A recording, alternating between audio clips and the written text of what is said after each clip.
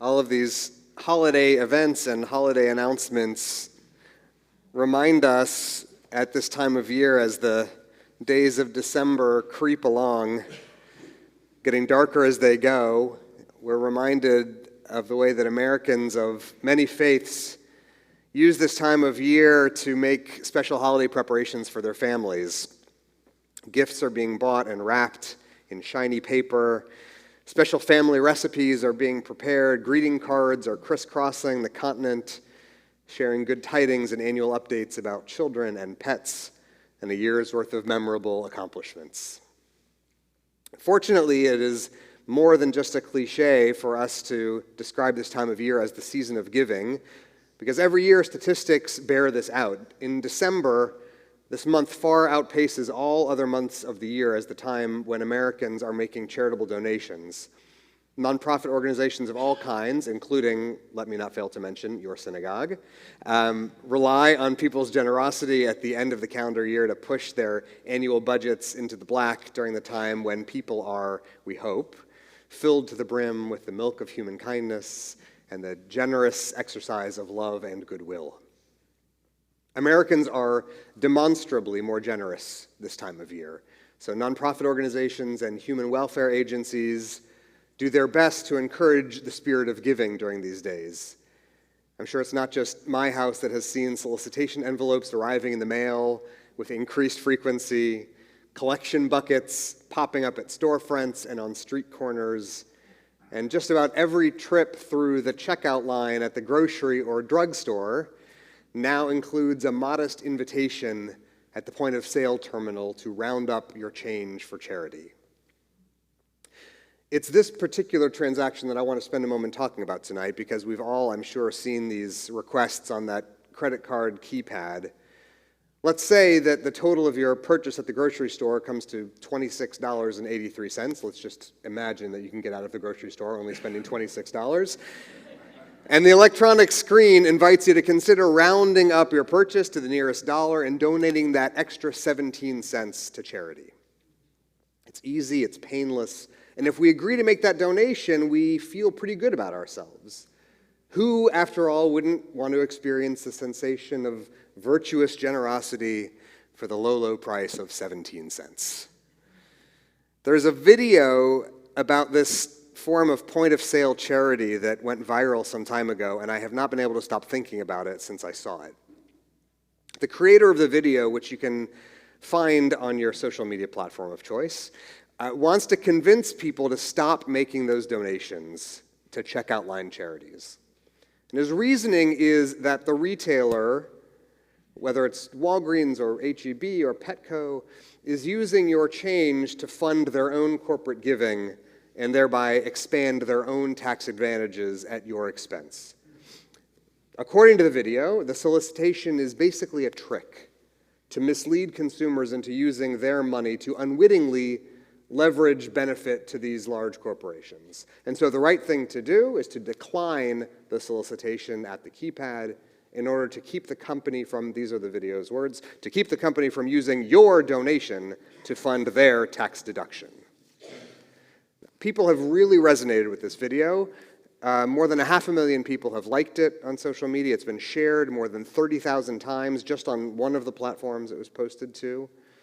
Unfortunately, the claims that the video makes are completely false. And before I say more, at the advice of counsel, let me make the very important disclaimer that what I'm about to share with you does not constitute professional tax advice.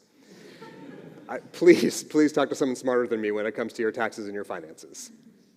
But the reason that it's false is because when the grocery store collects your 17 cents, it's not including that money in its business receipts or expenses.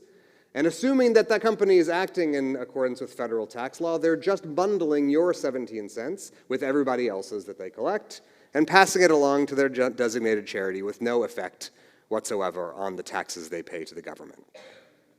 Instead, and once again, I must plead with you to talk to a professional about this, not me, not only should you give that money at the checkout, but you should also keep track of that donation so that you can realize the benefit on the generous gift of your 17 cents.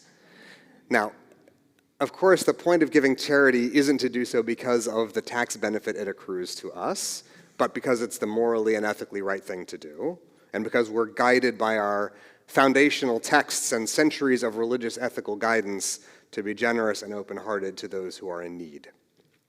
I do think, as a side point, that we are lucky to live in a time and place when government policy makes it advantageous for us to be generous. But the fundamental reason that we give tzedakah, and here I can confidently give you authoritative professional advice as your rabbi, is that the practice of charitable giving is an act of world repair. It's an act of powerful tikkun olam that materially benefits the recipient, spiritually benefits the donor, and cosmically moves the universe's broken fragments back into alignment. That's why we give tzedakah. Now this ends the tax seminar portion of our sermon tonight. But as I said, I've been thinking about that stupid TikTok video for a really long time because I think there's something else about it that is problematic and spiritually corrosive to us as a spiritual and ethical community.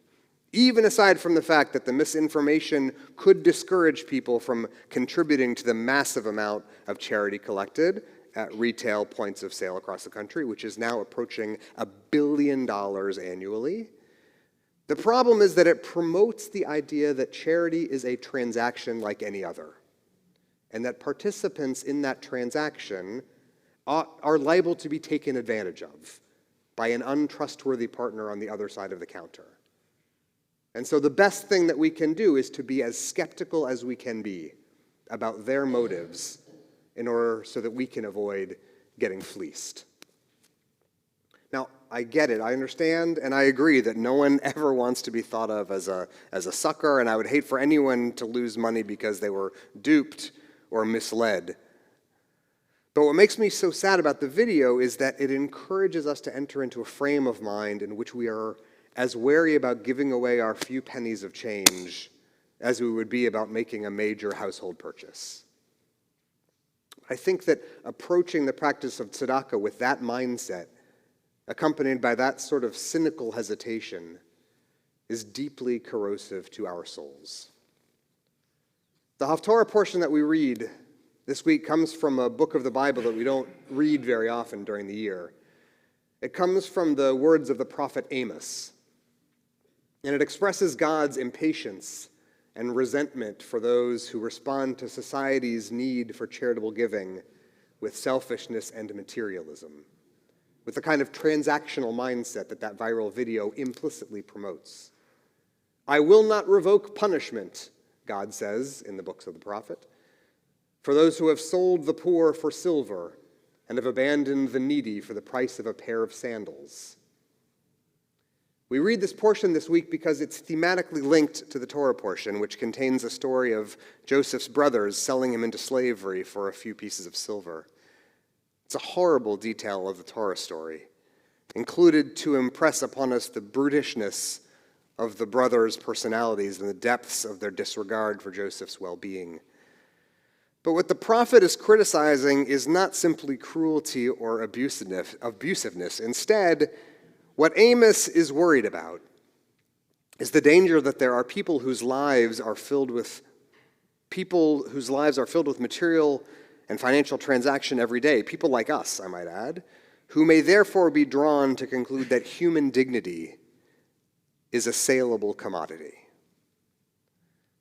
His critique is pointed at those who connect our own, material well-being with the servitude and suffering of others. But he's not just talking about people who profit literally and proximally from the suffering and servitude of others, slave traders, or sweatshop owners, or human traffickers. He's talking about people like us, who, especially in today's world of online misinformation and conspiracy theories and outright lies, can be easily drawn into dismissing the suffering of those who are needy. Sometimes it feels very hard today to know who's really in need, to localize where the crisis and suffering really is acute, and where we're simply being misled or manipulated by slick marketing. Sometimes we're so worried about being taken advantage of that we opt instead to suppress the charitable impulse and use our resources only to benefit ourselves instead. Amos wrote his words 2,700 years ago, but he was exactly right. Sometimes we too could be easily persuaded to disregard the poor so we can buy ourselves a new pair of shoes instead. What was so troubling to me about that viral misinformation video about giving charity in the checkout line is that in the name of raising awareness, it instead raises doubts in our minds about whether the charity industry, if not the poor themselves, are defrauding us of wealth that should remain ours.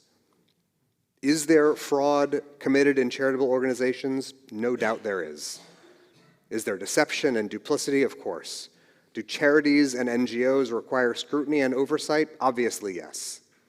No one should get a pass from the strictures of ethical decision-making or the high standards of business regulation just because their work does good in the world. But if we view the practice of giving charity primarily through a lens of wariness or skepticism, we're not upholding high standards of ethical rigor. Instead, what we are doing is hardening our own hearts, contributing to the atrophy of the charitable instinct. Listen, I want you to be thoughtful about how you give tzedakah.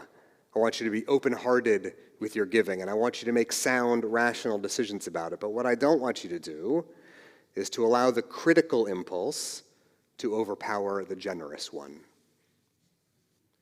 Especially in a case like the one I've been describing, when we're invited to make a small donation to charity as part of a larger retail purchase to benefit ourselves and our families. Because even if I'm wrong, even if those grocery stores are misallocating our funds, even if there is a grand fraudulent conspiracy aimed at separating us from our change at the checkout, even in this case, I promise, the harm done to us from losing those few coins is incalculably, insignificantly, vanishingly tiny compared to the damage done to our souls and our deep, timeless Jewish ethical code if we refuse to give, because we've learned to respond to requests for charity with suspicion rather than beneficence. I want to be clear again that I am not offering you professional financial advice tonight of any kind, but instead, professional spiritual guidance. And so from that perspective, my advice and my request to you tonight is this. Think about the prophet Amos the next time you're in the checkout line. Remember his hope and his warning. Do not disregard the needs of the poor and the welfare of those in need. And round up your total at the cash register and soulfully, joyfully, Jewishly offer your 17 cents or your 26 cents or your 84 cents or whatever it is to help those who need it more than you do. And beyond those few pennies, if you're able to and haven't already, I hope you will join the millions of other Americans who make a loving ritual out of end-of-year giving. These dark days of December usher in a season of giving for so many of us here in Houston and beyond. And all of us, regardless of our religious tradition or expression, can use our impulse toward love and concern and empathy to broaden our city's ability to help those who are helpless and to heal that which is broken. And when we do, friends, we will make this a season of warmth and light for all. Shabbat Shalom and an early Happy Hanukkah.